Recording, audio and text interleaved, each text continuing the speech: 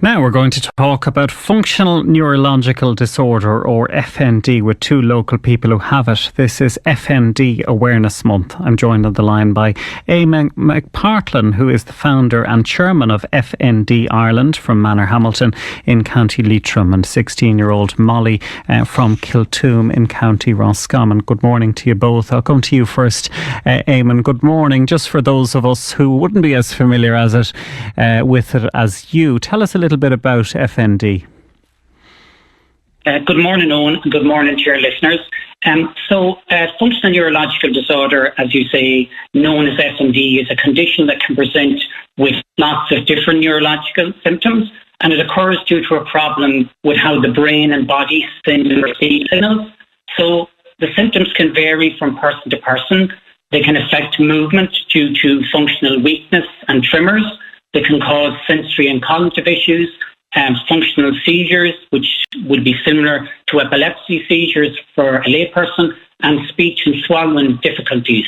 And although FND is as common as MS, with an estimated 9,000 people living with FND in Ireland, most people have never heard of FND. And just, I suppose, for the listeners to note that anyone can be affected by FND, but in the main, it affects a young working age population, but it is being increasingly diagnosed in teenagers, which is great to have Molly on the line today. Yeah, and I'll come to Molly now, because Molly is also on the line. She's from Kiltoom in County Roscommon. Molly, tell us a little bit about how it affects you. Hi, so I suppose I was diagnosed with FND in 2023, and I've kind of experienced most of what the symptoms Eamon was talking about.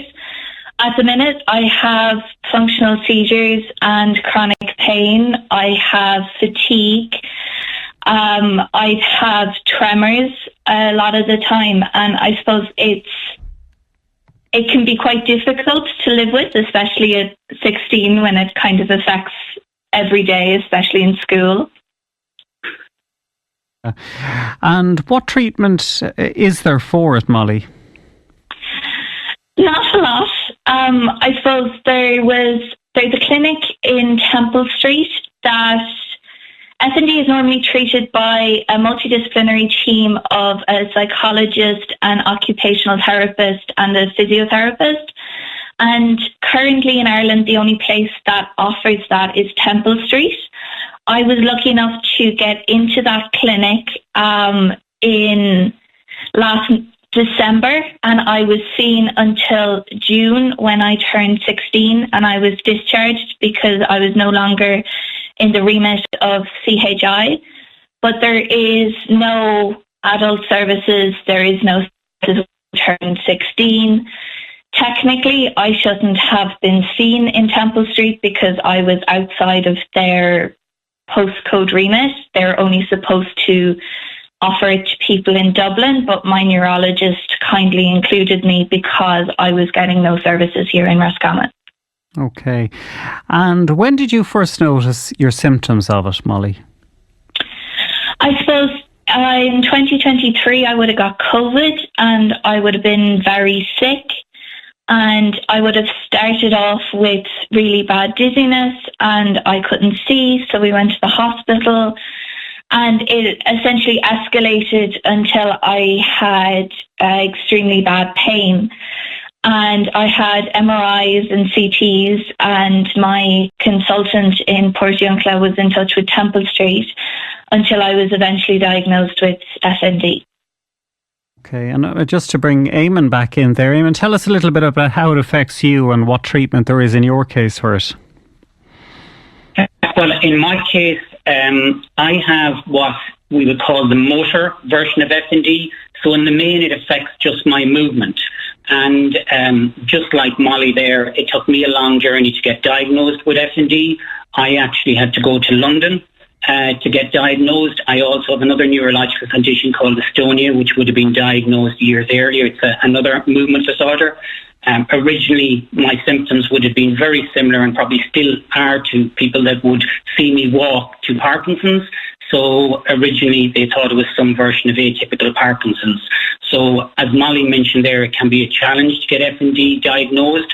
Thankfully it's improving, but just in the case similar to what Molly mentioned there, we do have, from an adult point of view, a new multidisciplinary clinic opening in St James's Hospital in Dublin this year, which we lobbied over the last 2 years for to get funding for the initial team members, but it will only serve the St James's catchment hospital area initially. So in my case, I got a short week of treatment in the UK, and through the treatment abroad scheme, I'm waiting on additional virtual treatment there, which will be, as Molly mentioned there, multidisciplinary focused treatment, including neurology, physiotherapy, in particular in my case, psychology and occupational therapy. So the main thing is, in relation to treating FND, it's a multidisciplinary approach. Yeah, I'm just struck by the fact that both yourself and Molly, you're very good and clear speakers. I understand that in some cases, though, FND does have an impact on people's speech. Is that right, Eamon? That is correct, yes. We run peer support meetings around the country, and we've got our local meeting in Carrick-on-Shannon. So I would have met many people at our peer support meetings where their speech would be impacted. And for some people, it will also impact their ability to swallow. So FND, I suppose, has got a broad spectrum, just as Molly shared there, of symptoms. And for many people with FND, everyone has a different, we say, basket of symptoms, and that can be the challenge in treatment.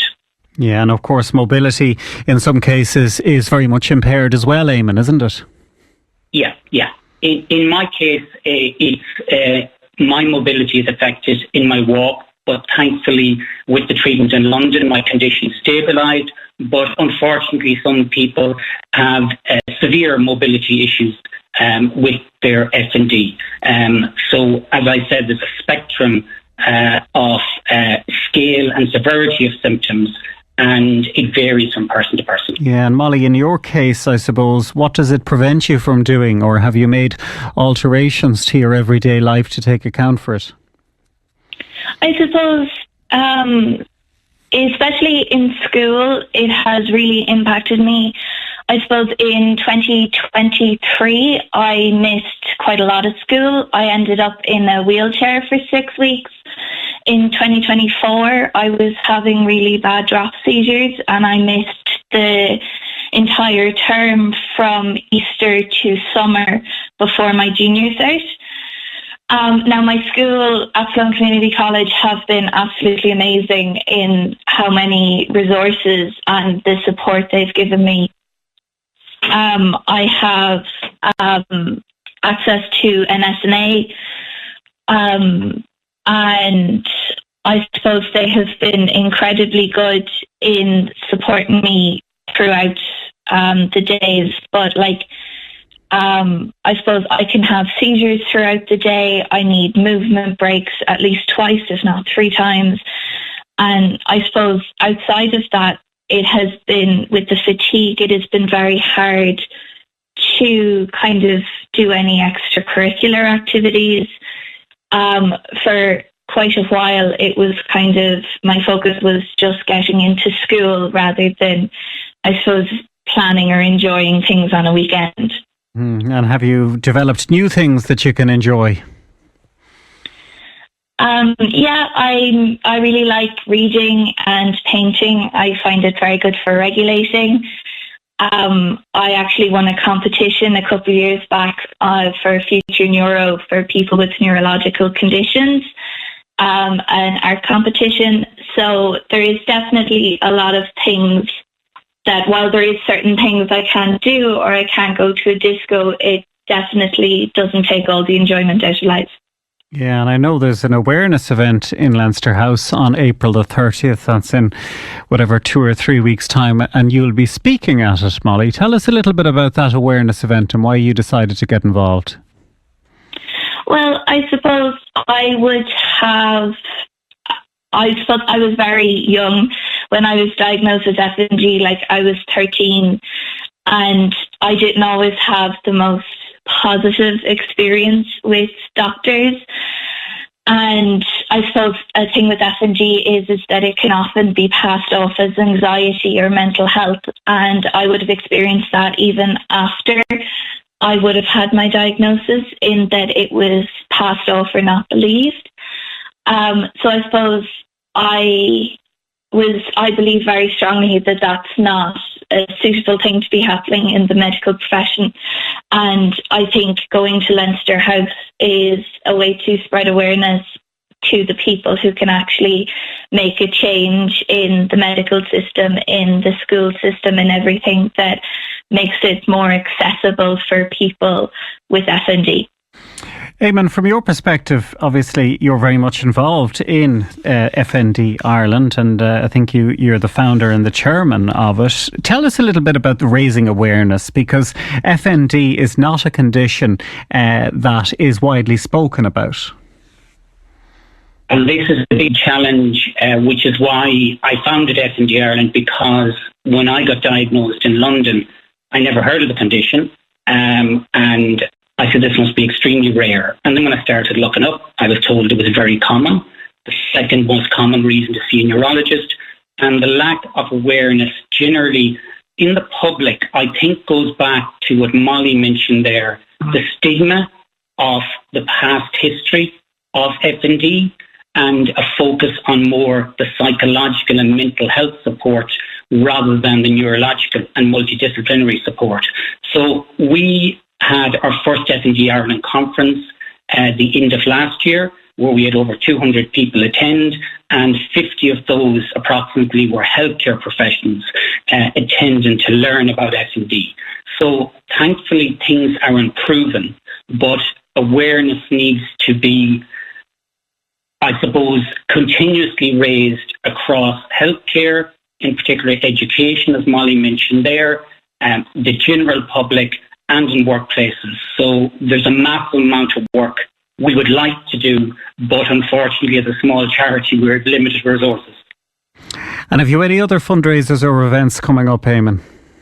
We have our 5K for FND fundraiser this month, being FND Awareness Month. So basically it's a fundraiser where people can choose to walk, run or wheel the 5K throughout the month, anywhere they wish. They get their friends and family involved. And we'd love to have people taking on the challenge in every county in Ireland. I'm actually doing the 5-kilometre walk in the 8 counties we host our peer support meetings. So I've already completed my home county in Leitrim and neighbouring county Donegal. So I'm heading east this weekend, south the following weekend, and then finishing up in Galway. So if anyone out there would like to support us and get involved, they can go to the 5K for FND event page and I Donate. Just search FND Ireland. Or if they look up our website, fnd.ie, they will be able to see how to get involved, but also too how to get support. If there's someone out there that is struggling with their FND and, like you mentioned there, may know nobody else going through the same challenge, please reach out to us to go to one of our local support meetings. Okay, Eamon McPartlin, thank you very much for joining us on the show. Eamon McPartlin is the founder and the chairman of FND Ireland, and thank you also to 16-year-old Molly from Kiltoom in County Roscommon.